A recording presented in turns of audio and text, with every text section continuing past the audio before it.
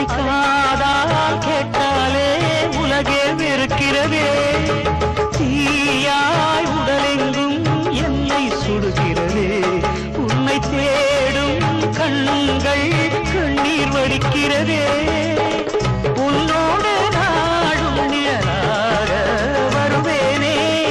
உடலோடு உயிராக நாம் சேர்ந்தது யாருக்கும் தெரியாது.